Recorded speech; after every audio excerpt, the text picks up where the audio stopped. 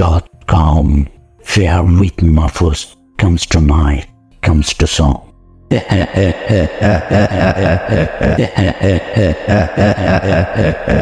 সবার জীবনে জানা অজানা কিছু প্যারানর্মাল ঘটনা ঘটেই চলেছে। যার সাথে এই প্যারানর্মাল ঘটনাগুলো ঘটেনি সেই তীর্থ অভিজ্ঞতা কখনো বুঝতে পারবে না। ঘটনাটি শেয়ার করেছেন আমাদের মডারেটর মোহাম্মদ ইয়াসিন। চলুন তার কাছ থেকে ঘটনাটি শুনে আসি। আসসালামু আলাইকুম মাহফুজ ভাই, আশা করি আপনি অনেক ভালো আছেন। আমি জানি আপনি সবসময় ভালো দলে থাকেন। তো আমি আজকে যে ঘটনাটি শেয়ার করব, ঘটনাটি হলো আমার এক ফ্রেন্ডের কাছ থেকে শোনা। ও যেভাবে আমারে বলছে আমি ঠিক ওইভাবেই বলছি। তো লেখাপড়ার কারণে মাহফুজ ভাই আমি বাসায় থাকি না, বাইরে কোনো এক জায়গায় থাকি, নামটা উল্লেখ করলাম না। তো যেহেতু বাইরে থাকি, হোস্টেলে থেকেই লেখাপড়া করি। তো আমাদের হোস্টেলের সামনে একটা ফাঁকা জায়গা ছিল, ফাঁকা মাঠ ছিল। ওই জায়গায় আমরা প্রত্যেকদিন বিকালবেলা ক্রিকেট খেলতাম। তো বলে রাখি মাহফুজ ভাই, আমাদের ওই মাঠের পাশে একটা কবরস্থান ছিল। কবরস্থানটি পরিত্যক্ত কবরস্থান ছিল। তো আমরা প্রতিদিন ক্রিকেট খেলে, ওই জন্য প্রতিদিনের মতন ওই দিন ক্রিকেট খেলতেছিলাম। খেলতে খেলতে সন্ধ্যা হয় যে ভাবি খেলা বাদ দিয়ে দেবো, তখন হঠাৎ করেই আমাদের বলটা কবরস্থানের কাছে চলে যায়। অবশ্যই বলে রাখি, ওই কবরস্থানটা পরিত্যক্ত থাকার কারণে ওই যে কিছু কিছু হরর মুভি আছে না, কিছু কিছু কবরস্থান দেখে হরর মুভিতে অনেক ভয়ঙ্কর, কবরস্থানটা ঠিক ওই রকম ভয়ঙ্কর ছিল। তো আমাদের বল কবরস্থানে চলে যাওয়ার পরে আমরা বলটি খুঁজতে থাকি, খুঁজতে খুঁজতে সন্ধ্যা হয়ে যায়, মাগরিবের আজান দিয়ে দেয়। তখন ভাবি কবরস্থানে থাকা ঠিক না, আমরা চলে যাব। বল খোঁজার পরও অনেক খোঁজাখুঁজির পরও পাইনি। তখন যখন সবাই আমরা 4-5 জন ছিলাম চলে আসব, তখন হঠাৎ করে দেখি কি একটা ভাঙা কবরস্থান, ভাঙা কবরের পাশেই বলটা পড়ে আছে। তো আমি তখন বলটা নিয়ে আসতে যাই, দেখি আমি ওই ভাঙা কবরস্থান ওর ভেতরে পড়ে যাই। তখন পড়ে যাওয়ার পরে আমি অনেক ভয় পাই। এমনিতে সন্ধ্যা হয়ে গেছে, চারিদিকে অন্ধকার হয়ে গেছে। তখন আমার হোস্টেলের 4টা ফ্রেন্ড ছিল, ওরা আমাকে কবরস্থান থেকে উঠায়। তারপরে আমি হোস্টেলে চলে আসার পর প্রতিদিনের মতনই হোস্টেলে এসে খাওয়া দাওয়া করে, লেখাপড়া করে, ফেসবুকিং করে, তারপরে ভিডিও দেখে, মানে আরও অনেক কিছুই এসব করে।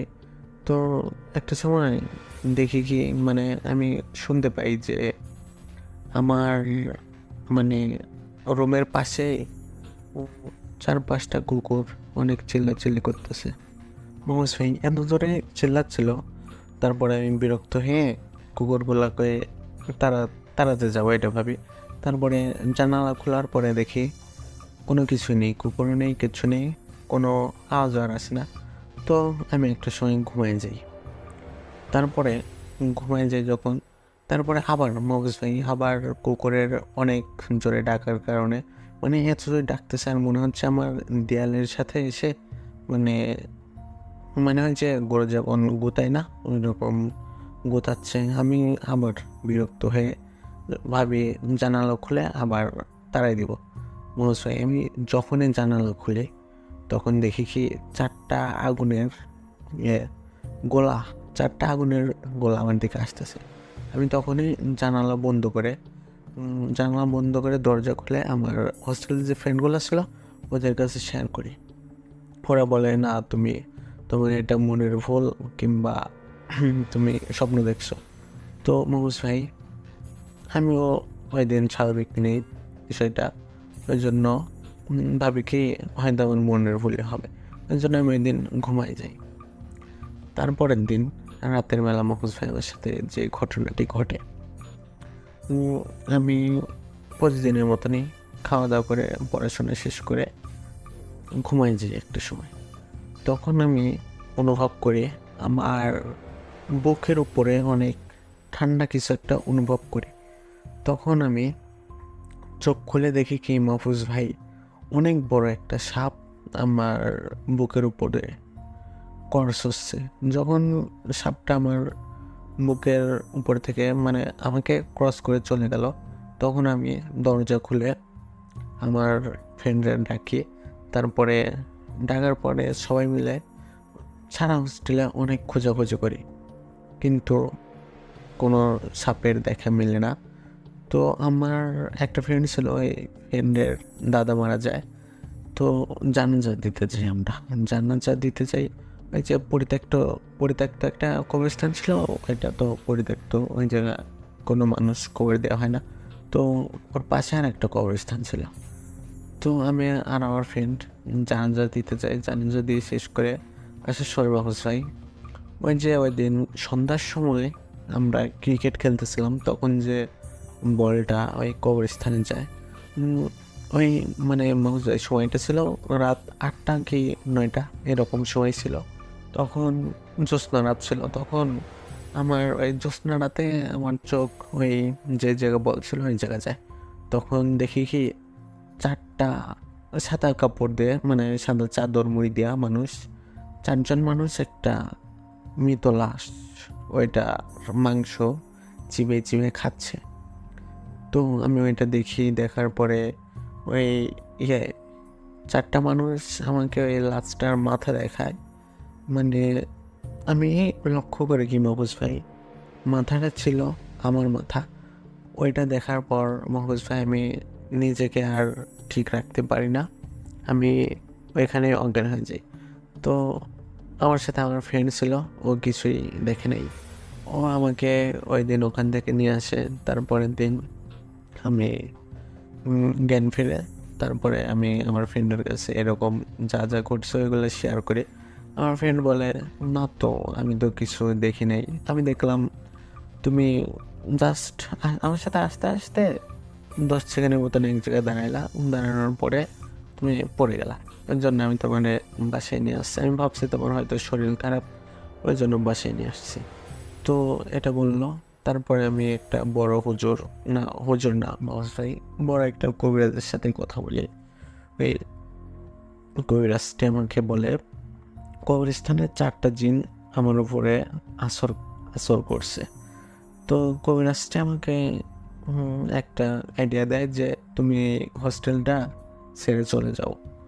তো আমিও কবিরাজের কথা মতো হোস্টেলটা ছেড়ে চলে যাই। তারপরে আমি যে হোস্টেলটাতে উঠি, ওইখানে আবার আমার 3টা ফ্রেন্ডের সাথে পরিচয় হয়। তো সময়টা ছিল মাহফুজ ভাই ঈদের ভেতরে। তো আমার ওই 2টা ফ্রেন্ড চলে যায়। তো আমি ভাবি আমি ঈদের পরেই যাব। ওই দিন রাতে মাহফুজ ভাই আমার সাথে একটি ঘটনা ঘটে। ঘটনাটি হলো, আমি ওই দিন মানে রাতে ঘুমাইছিলাম। তো হঠাৎ করে মনে হলো কি আমার বুকের ওপরে অদৃশ্য কিছু মানে অনেক জোরে চাপ দিয়ে আছে। আমি কোনো কিছু করতে পারতেছি না, নড়াচড়া কিছুই করতে পারতেছি না। তখন আমি মানে আমার পাশে একটা বেড ছিল, আমি ওইটার দিকে তাকালাম। না, আগেই তাকালাম না। মাহফুজ ভাই, আমি যখন নড়াচড়া করতে পারতেছিলাম না, তখন আমার কানে একটা সাউন্ড আসে, মানে আরবি ভাষায় কে কি যেন বলতেছে। তখন আমি তাকালাম, দেখি কি আমার ওই রুমমেট চাদর মুড়ি দিয়ে মানে আরবি ভাষায় কে যেন বলতেছে।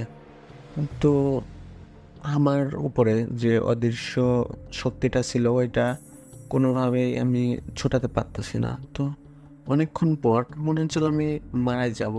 মাহফুজ ভাই, মানে আমরা যেটা বলি বোবাই ধরা, আমাকে ওই দিন বোবাই ধরছিল। তো একটা সময় ওই অদৃশ্য শক্তিটা আমাকে ছেড়ে দেয়।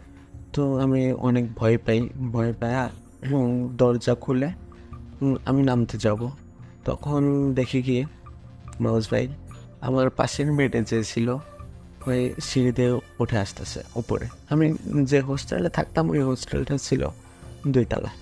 তো আমি তখন ওই আমার রুমমেটকে দেখে আরও ভয় পেয়ে যাই। তো আমার রুমমেট আমাকেই বললো, কি তুমি এত রাতে বাইরে কেন? তারপরে আমার সাথে যা যা ঘটে আমি আমার রুমমেটকে শেয়ার করি। সে বলে তুমি হয়তো স্বপ্ন দেখছো। কিন্তু মাহফুজ ভাই, আমার রুমমেট মানে আমার বেডে যে ছিল চাদর মুড়ি দিয়ে, না আমি মানলাম আমি স্বপ্ন দেখছি, কিন্তু আমার পাশের বেডে যে ছিল চাদর মুড়ি দিয়ে ওকে আমি স্পর্শ করছি, মানে ওকে আমি শুতে পারতেছিলাম। তো এভাবেই কিছুদিন যায়। তারপরে আমার সাথে অনেক খারাপ খারাপ ঘটনা ঘটতে থাকে। ও মানে প্রত্যেক সপ্তাহে কোনো না কোনো খারাপ মানে ভয়ঙ্কর ঘটনা ঘটতেই থাকে আমার সাথে। আমি জানি না এই ভয়ঙ্কর ঘটনা থেকে আমি কবে রক্ষা পাবো।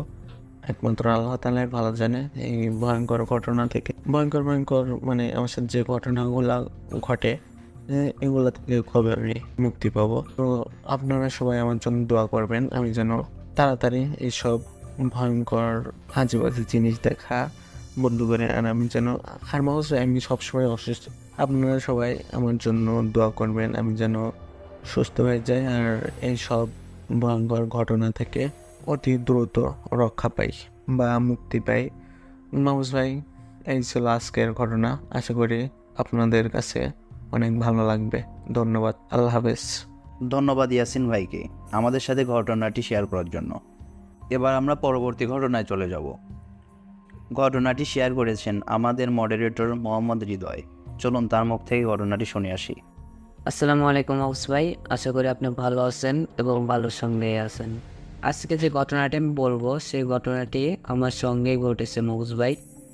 ঘটনাটি এমনভাবে ঘটছে মাহফুজ ভাই যে আপনি শুনে হয়তো অবাক হবেন যে ঘটনাটি ঘটছে গেম খেলতে মাহফুজ ভাই। গেমটার নাম কি যেন ছিল, ও ক্লাস অফ ক্ল্যান মাহফুজ ভাই। ক্লাস অফ ক্ল্যান গেম হয়তো আপনারা কিছু লোক হয়তো জানে।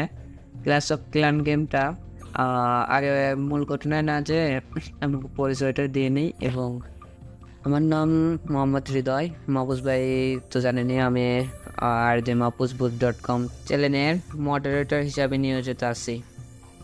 ঘটনাটি যখন ঘটে মাহফুজ ভাই, সময়টা হলো আজ থেকে কম হলেও 7 বছর কি 8 বছর মাহফুজ ভাই। তো ঘটনাটি ঘটছে যে নেটওয়ার্কের কারণে। আমাদের বাসা টিনের ঘর। তো টিনের ঘরে মাহফুজ ভাই নেটওয়ার্কে একটু প্রবলেম দেয় মাহফুজ ভাই। তো এই নেটওয়ার্ক প্রবলেমের জন্য আমার বাড়ির পাশে একটা পুকুর আছে, পুকুরের সঙ্গে আম গাছ। তো আম গাছের শিকড়ের উপরে বসে আমি গেমে খেলতেছিলাম। তো গেম খেলতে গেলে পুকুরে পাও না পায়া দিয়ে আমি শিকড়ের উপরে বসে গেম খেলতেছিলাম। তে অনেকক্ষণ পর কেমন যেন একটা ভেসে ভেসে শব্দ আসলো, যে মনে হলো যে মাহফুজ ভাই যে সাঁতার কাটতেছে মাহফুজ ভাই, পুকুরে কে যেন সাঁতার কাটতেছে। তো আমি সন্দেহ হলে আমি একটু খেয়াল করলাম, তো আমার চোখে কিছুই পড়লো না।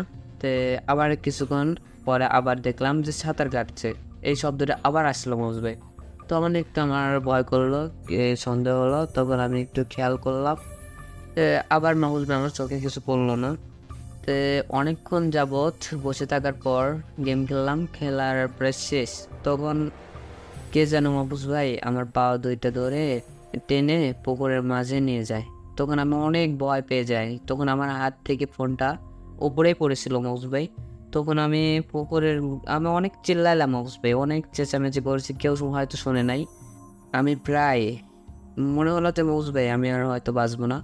তো মাহফুজ ভাই এমনভাবে ঘটনাটি ঘটলো যে আমি এত পরিমাণ ভয় পাইছিলাম মাহফুজ ভাই। তো অনেকক্ষণ প্রায় 5-6 মিনিট মাহফুজ ভাই আমার পানির নিচে নিয়ে চলে গেছিলো। তো বহুতক্ষণ পর মাহফুজ ভাই আমার ছেড়ে দেয় এবং আমি খুব কষ্টে উপরে আসি। উপরে আসার পর মাহফুজ ভাই আমি বাসায় যাই, বাসায় সবাইরে জানাই। বাসায় সবাই আমার পানি পড়া খাওয়াই, কাচি গরম করে ওইটা পানি দিয়ে মাহফুজ ভাই খাওয়াই আমারে। তো তখন আমার বাড়ির সামনে একটা হুজুরের বাসা ছিল। তো শহর থেকে আমাদের গ্রামের মাঝে তিনি হচ্ছে বড় ইমাম। তো তিনি আমার বাসায় আসে এবং আসার পরে আমার ঝাড়া দেয়। তারপর মাহফুজ ভাই আমার আব্বু ওইখানে গেছিল, একজনের সঙ্গে যাওয়ার পরে আমার ফোনটা উপরেই পায়, ফোনটা নিয়ে আসে মাহফুজ ভাই। তো ঘটনাটা আর মনে করছে এখানে শেষ মাহফুজ ভাই। কিন্তু ঘটনাটি ধরতে গেলে কেবল শুরু মাহফুজ ভাই। তো কিছুদিন যায় মাহফুজ ভাই, কিছুদিন যাওয়ার পর আমি আর ওই পাড়ে যাই না। মানে মাহফুজ ভাই অনেক ভয় ঢুকে যায়, আর কে যাওয়া যায় মাহফুজ ভাই। তো আমি আর যাই না মাহফুজ ভাই। তো অনেক দিন চলে যায়, চলে যাওয়ার পরে আবার আমি গেমটাতে ঢুকতাম না মাহফুজ ভাই, ক্লাস অফ ক্ল্যান। তো হঠাৎ করে গেমে ঢুকলাম, গেমে ঢোকার পরে তো আবার নেটের জন্য আমি আবার বাসা থেকে বের হই রাত্রে 8টার দিকে মাহফুজ ভাই। 8টা গ্রামে অত একটা রাত না, ঠিক আছে, মোটামুটি রাত্রি ধরা যায়। তো তখন আমি আর পুকুরের পাড়ে যাই না, তখন আমার বাড়ির সাথে মানে আমার বাড়ির সামনে কিন্তু বাপজল মাহফুজ ভাই, এটা বলতে হয়তো ভুলে গেছি। তো গেটের সামনে আমি চেয়ার নিয়ে বসে আমি বাইরে বসে গেম খেলছি। আব্বু আম্মু বাসায়, আবার আপু বাসায়। তা আমি বাসায় সামনে বসে গেম খেলছি, হঠাৎ করে বাজার লড়ে উঠলো, এই আওয়াজটা পাইলাম মাহফুজ ভাই। তো আমার সাথে যে ঘটনাটি ঘটছে এর জন্য মাহফুজ ভাই আমি আগের থেকে বুঝে যাই যে আবার কিছু হয়তো হবে। তো এই জন্য আমি আর দেরি না করে মাহফুজ ভাই আমি বাসায় চলে যাই। মানে আমি বসছি মাহফুজ ভাই আমার সঙ্গে আবার কিছু খারাপ ঘটবে, এই জন্য আর কি আমি সঙ্গে সঙ্গে দেরি না করে আমি বাসায় যাই। বাসায় যাওয়ার পরে আমি বাসায় কাউকে জানাই না অবশ্য, আমি গেমে আবার ঢুকি। বাসায় যাই নেট প্রবলেম মোবাইল কি আর কি জানলা খুলে দিয়ে আমি আবার গেম খেলি। গেম খেলতে খেলতে খেয়াল করে নেই মাহফুজ ভাই, তখন রাত প্রায় 1টা কি 1:30 মাহফুজ ভাই। আপনি হয়তো জানেন গেম খেলছেন কি না আমি জানি না, কিন্তু গেম খেললে কিন্তু মাহফুজ ভাই সময় অনেক তাড়াতাড়ি যায়। তো তখন গেম খেলতে খেলতে অনেক সময় চলে যায়। 1টা 1:30টার দিকে হঠাৎ করে জানলার উপরে কে যেন একটা বাড়ি দেয় মাহফুজ ভাই। বাড়িটা হয়তো এমন কিছু দেশে মাহফুজ ভাই এমনভাবে বাড়িটা হয়েছে, কিন্তু একটা তো মানে বিষয়টা আমি বুঝলাম যে মাহফুজ ভাই আপু আম্মু কিন্তু বাড়িটা শুনতে পায় না, এমনকি আমার আপু, আমি শুধু শুনতে পারিছি। আমি অনেক ভয় পেয়ে যাই। তারপরে মাহফুজ ভাই আর জানলা মাংলা আটকে দিয়ে আমি ঘুমাইতে যাই, গেম থেকে বের হয়ে যাই। আমি কিছু সূরা জানতাম, ওই সূরাগুলো তেলাওয়াত করে ঘুমাইতে যাই।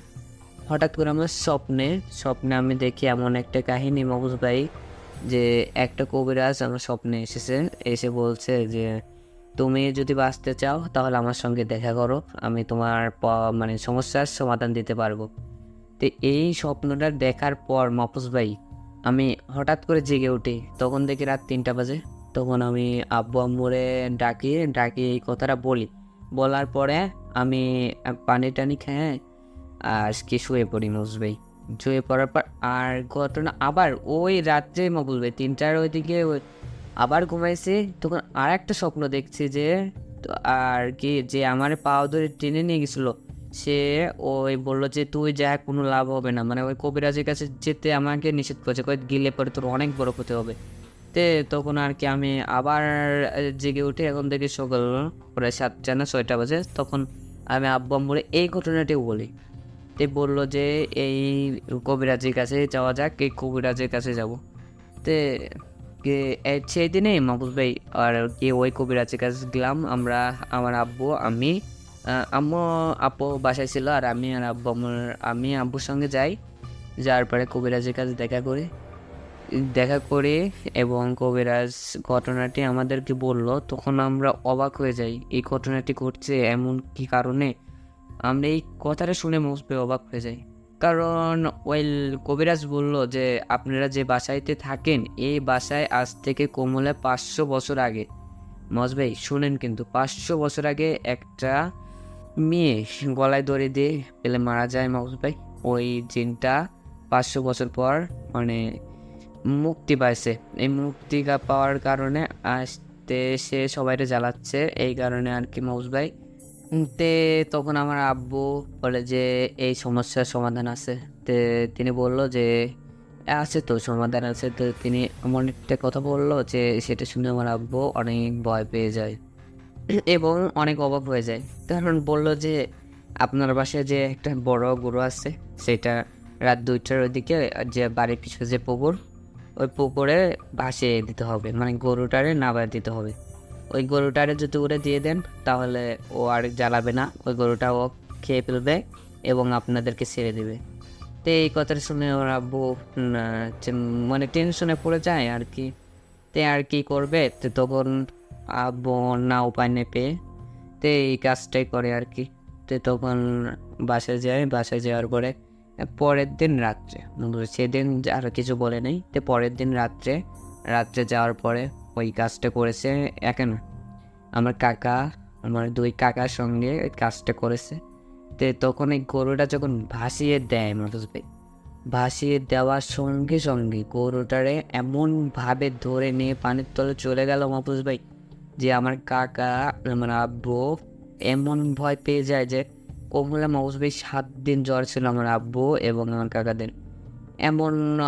এমন ভয় পেয়েছে যে বললো যে আমার ঘটনাটা শুনলাম, তো আমার আব্বু বললো এবং কাকা বললো যে আমরা গরুটা যখন পুকুরে নামায়া দেই, তো তখন এমনভাবে গরুটারে কামড়া মুচড়ে নিয়ে চলে গেল যে সারা পুকুর রক্তের আলো হয়ে গেল, এমনভাবে যে হা করে খেলো যে আমরা অনেক ভয় পেয়ে গেলাম।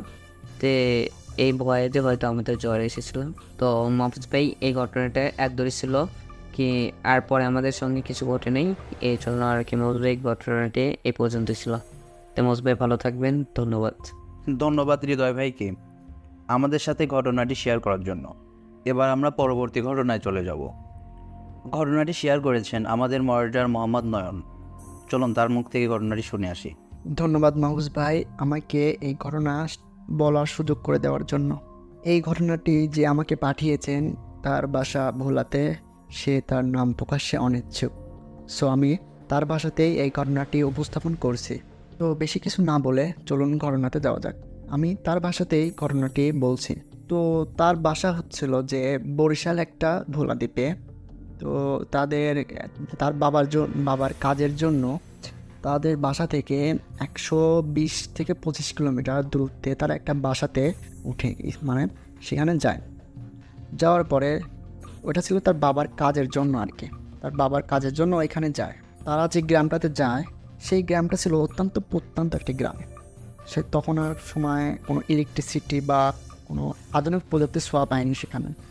রাতের বেলা মানুষ হারিকেন বা বাতি ব্যবহার করে বাইরে চলাফেরা করে। তো আমরা যখন সেখানে যাই, তার আগে বলে রাখা ভালো যে আমাদের পরিবার ছিলাম আমি, আমার একটা ছোটো ভাই এবং আমার একটা বড় বোন ছিল আর কি। তো সবাই আমরা যাই, মা বাবার সঙ্গে সবাই আমরা সেখানে যাই। যাওয়ার পর একটা বাসা নেই, বাসা নেওয়া ভাড়া একটা বাসা নেই। নেওয়ার পর আমাদের ওই বাসার সামনে একটা পুকুর ছিল, বাসা থেকে একটু একটা পুকুর ছিল নিচে বাম সাইডে একটা পুকুর ছিল। পুকুরের পাশে প্রায় 7 থেকে 8টা অনেক পুরাতন তাল গাছ ছিল।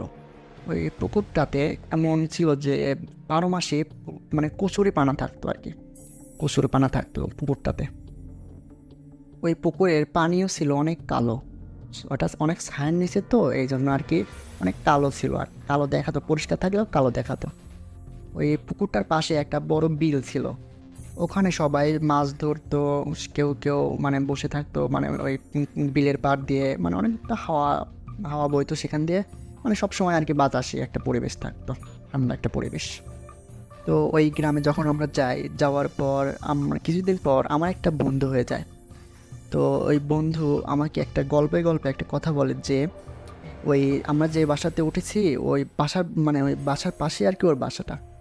তো ওই পুকুরটাতে তার যখন ওর 2 ভাবি যখন গোসল করতে যায় একটা সময়ে, তার নাকি 2 ভাবেই গোসল করতে গিয়ে ডুবে যায় আর কি, ডুবে যায় আর ওঠে না।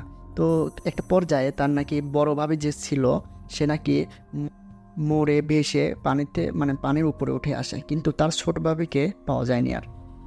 তো এটা শুনে আমার খুবই খারাপ লাগে যে আরে এটা হতে পারে, কিভাবে এটা সম্ভব। তো সেখান থেকে আমরা চলে আসার পর ওই গ্রামে বাজারে প্রতি রাতের বেলায় প্রতি বৃহস্পতিবার রাত্রেবেলায় বাইস্কোপ শুনছেন হয়তো, বাইস্কোপ একটা অনুষ্ঠান হতো আর কি, বাইস্কোপ অনেক গান বাজনা হতো, অনেক কিছুই হতো। তো আমরা সেখানে রাত্রেবেলা আমি আর আমার বন্ধু ওই বাইস্কোপ শুনতে যেতাম। তো ফিরতে অনেক রাত হয়ে যেত। তো একটা পর্যায়ে আমরা যখন বাইস্কোপ শেষ করে আমরা যখন ওই পথ দিয়ে আসতাম, ওই তাল গাছের ওই সারি দিয়ে আসতাম যখন ওই পাশ দিয়ে, তো আসার সময় আমাদের মনে হতো যে পিছন থেকে পিছনে কেউ আমাদের ফলো করছে। তো আমরা সেটা অনুভব করতে পারতাম, বুঝতে পারতাম। তো পিছন দিকে যখন তাকাতাম দেখতাম কি কেউ নেই। তখন আমরা মানে আবার একটু আসার পর যখন আমরা পিছন দিকে তাকাতাম আবার দেখলাম কেউ নাই, তখন আমরা অবাক হয়ে মানে দৌড় দিয়ে চলে আসতাম। তখন অনেক ছোটো ছিলাম, ছোটাছুটি করতে বেশ ভালোই পারতাম। আমি ছোটোবেলা থেকে অনেক চঞ্চল এবং একটু মানে পাজি কোয়ালিটি ছিলাম আর কি। তো আমরা তখন একটা গান গেতে গেতে চলে আসতাম যাতে নিজেকে হালকা করা যায় আর কি।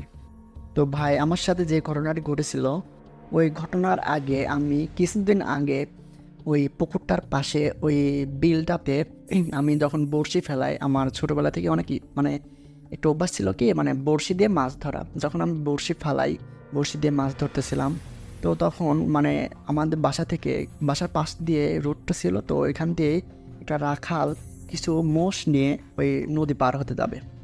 নদীটা ছিল বড় কিন্তু নদীতে পানি ছিল খুবই অল্প, মানে একটা মানুষ যাতায়াত করতে পারবে, মানে ডুববে না সে, এরকম পানি ছিল, মানে গলা থই থই। তো ওই রাখালটা মোষগুলা নিয়ে আমি যেখানে বসে আছি মাছ ধরতেছি ওই পাশ দিয়ে যাবে। তো আমি তখন ওনাকে বারণ করলাম যে এখান দিয়ে যাবেন না, আমি মাছ ধরতেছি, আমার সমস্যা হবে, মানে প্রবলেম হবে আর কি, তো এখান দিয়ে যাবেন না। তো রাখালটা আমার কথা শুনে সে আমার কথা রেখে আমি যেখানে বসে আছি আমার বাম দিক থেকে মানে বাম দিক দিয়ে অনেকটা দৌড় দিয়ে সে নেমে চলে যাচ্ছে। তো আমি দেখতে পাচ্ছি যে সে নেমে চলে যাচ্ছে। সে যখন যাচ্ছিল তার যে বড় এক মহিষ ছিল ওইটা মাঝ নদীতে গিয়ে অটোমেটিক ডুবে যায়। আমি দেখছিলাম যে ওইটা ডুবে যাচ্ছে। আমি তখন জোরে চিৎকার দিয়ে ওই রাখালকে বলি যে আপনার মহিষটা ডুবে যাচ্ছে, আপনার মহিষটা ডুবে যাচ্ছে। তো রাখালটা যখন মানে ওই পারে চলে গেছে, রাখালটা ছিল আগে, তো একটা ছোটো মহিষের পিঠে উঠে যাচ্ছিল তখন। তো যখন ওই ওপার গিয়ে মানে নদীর ওপার গিয়ে দাঁড়ানোর পর সেও দেখে যে ওই মহিষটা ডুবে যাচ্ছে। তো অনেকটা চিৎকার করে চেঁচামেচি করে সে যে আমার মহিষটা ডুবে যাচ্ছে। আমিও দেখতেছিলাম, মানে এটা বাস্তব একটা কাহিনী, মানে আমার চোখের সামনে ঘটতেছিল। তখন ওই রাখালও দেখতেছিল যে তার মহিষটা ডুবে যাচ্ছে। অনেক চিৎকার করে চেঁচামেচি করার সাথে মানে ওই গ্রামের সবাই চলে আসে। ওই গ্রামে একটা ছিল কি যে একটা মানুষ যখন বিপদে পড়ে, যখন সে চিৎকার করে সে ওই গ্রামের সবাই বের হয়ে আসে। এটা আমাদের যাওয়ার আগে থেকে এটা প্রচলিত আর কি ওদের গ্রামে। এই গ্রামের অনেক বয়স্ক লোকদের মুখে শোনা, অনেক মুরব্বীদের শোনা আর কি, যে একটা প্রথা যে ওই মানে ওই বিলটাতে নাকি একটা মায়ের একটা সন্তান নাকি চায় আর কি। রাতের বেলা অনেকেই স্বপ্ন দেখে যে একটা মানে এক মায়ের এক সন্তান, এক বাবার এক সন্তানই লাগবে, মানে এরকম একটা কিছু প্রথা আর কি। তো এটা ছিল আমার প্রথম ঘটনা। আমার দ্বিতীয় ঘটনা হচ্ছে যে আমি যখন আমার বন্ধু সেদিন আমার সাথে যায়নি, রাত্রেবেলা যখন আমি বায়োস্কোপ দেখতে গেছি আমার বন্ধুকে ডাকার পরও আমার বন্ধু যায়নি, মানে তার সেদিন অসুস্থ ছিল আর কি। তো আমি ভাবলাম যে আমি অনেক সাহসী, আমি আমার নিজের কাছে অনেক চঞ্চল ছিলাম, আমি একাই যেতে পারতাম। তো আমি বাজারে গেলাম, বাজারে যাওয়ার পর বায়োস্কোপ দেখলাম, বায়োস্কোপ দেখে মানে দেখা শেষ করে আমি তখন বাসার দিকে আসতেছিলাম। তো আসার কিছুদিন পর আমি যখন ওই তাল গাছের কাছে চলে আসি, তাল গাছের সারিগুলোর কাছে চলে আসি, তো আসার পর একটা হোয়াইট বিড়াল, সাদা একটা বিড়াল আমার পাশে মানে পাশ দিয়ে রাস্তার এপার থেকে ওপারে যাচ্ছিল। তো আমি ওটা দেখার পর থমকে দিয়ে দাঁড়ানোর পর ওই বিড়ালটাও আমার দিকে হয়ে দাঁড়িয়ে আছে, এমনভাবে দাঁড়িয়ে আছে, অনেক রাগান্বিত অবস্থায় দাঁড়িয়ে আছে। তো আর চোখগুলো মানে মনিটা নেই ভিতরে, চোখগুলো শুধু লাল টকটক হয়ে আমার দিকে তাকিয়ে আছে রাগান্বিত অবস্থায়। তো আমি সেটাকে মানে হ্যাঁ হুশ বলে সেটা আর যায় না, সেও আমার দিকে তাকিয়ে আছে। আমিও তখন রাগান্বিত হচ্ছিলাম যে একটা সামান্য বিড়াল আমাকে এইভাবে আটকে রাখছে, আমি যেতে পারতেছি না। তখন আমি ওই বিড়ালটাকে অনেক খেদানোর চেষ্টা করি, মানে তাড়ানোর চেষ্টা করি, তখন যায় না। তখন ইতিমধ্যে বিড়ালটা মানে ওর উল্টো দিকে হয়ে ওর পিছনটা আমার দিকে হয়ে যায়। তো এটা হওয়ার পর আমি যখনই ডান দিকে যাচ্ছিলাম, ডান দিক দিয়ে ওর মানে ওই বিড়ালটাকে অতিক্রম করে রাস্তা দিয়ে পার হতে যাচ্ছিলাম, তো ওই বিড়ালটাও ডান দিকে মুভ হচ্ছিল। আমি যখন বাম দিকে যাচ্ছিলাম বিড়ালটাও বাম দিকে মুভ হচ্ছিল, মানে আমাকে কোনোভাবে যেতেই দিচ্ছিল না। তো একটা পর্যায়ে আমি তখন অনেকটাই রাগান্বিত হয়ে যাই। আমি তখন রাস্তার এপাশে ওপাশে মানে রাস্তাতে আর কি ইটা পাথর যেগুলো আছে ওইগুলো খুঁজতে থাকি যে ওখানে মারবো।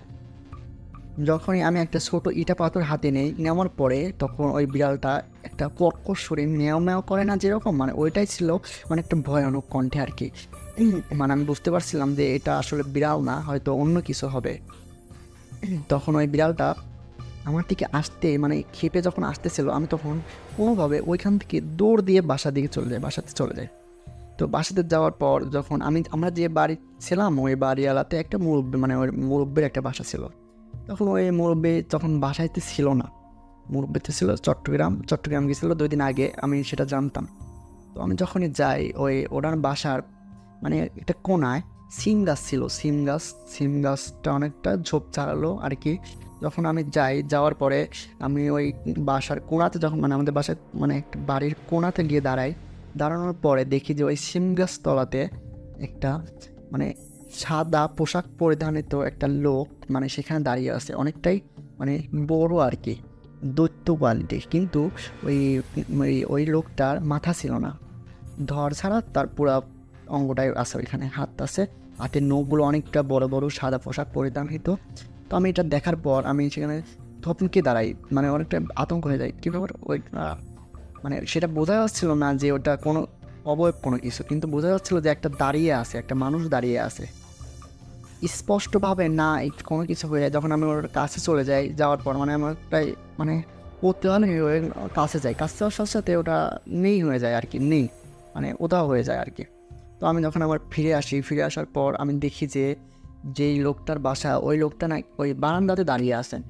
তো আমি ওনাকে দেখা মাত্রকে ওনাকে বলি যে আমি ওইখানে বিড়ালটাকে দেখে আমি যখন দৌড়াচ্ছিলাম আপনি তো আমাকে দেখছিলেন, তো আমার ডাকে সাড়া দিয়ে গেলেন না কেন সেখানে?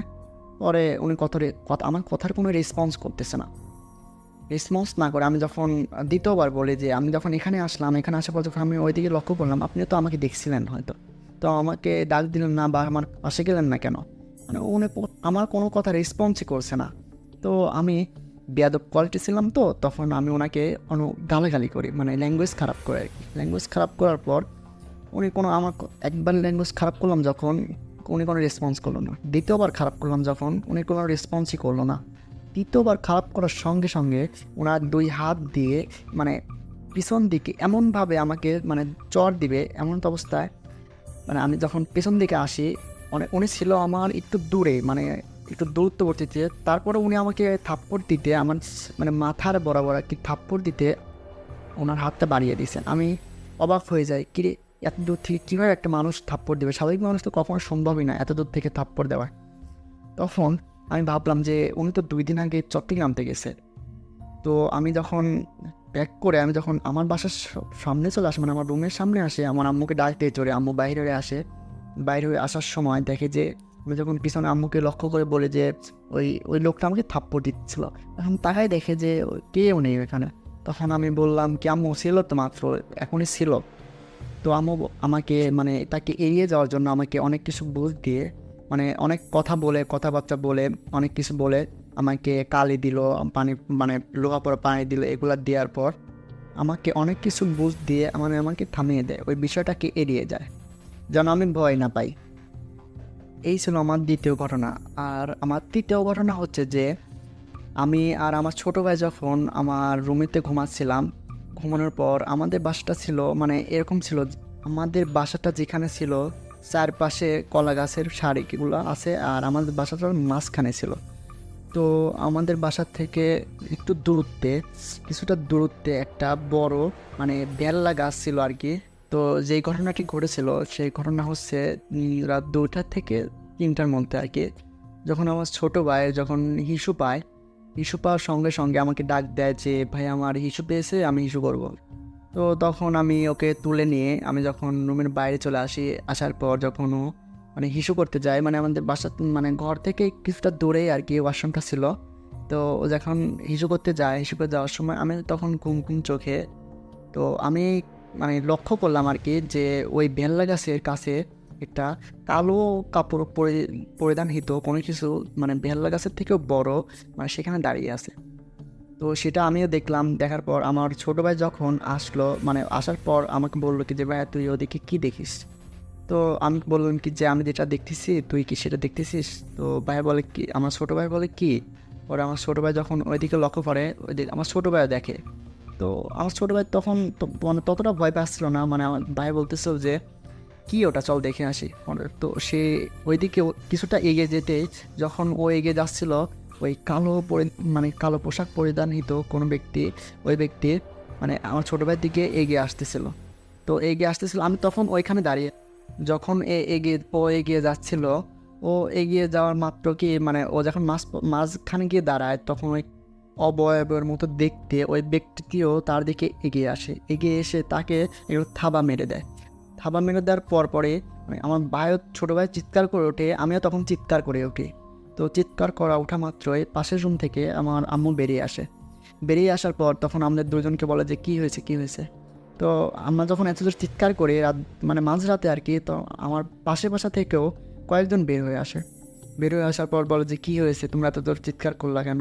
তখন এটা আমরা ওনাদেরকে সব কিছু বলি, তো ওনারা সব কিছু এড়িয়ে যায়, মানে আমরা যেন ভয় না পাই।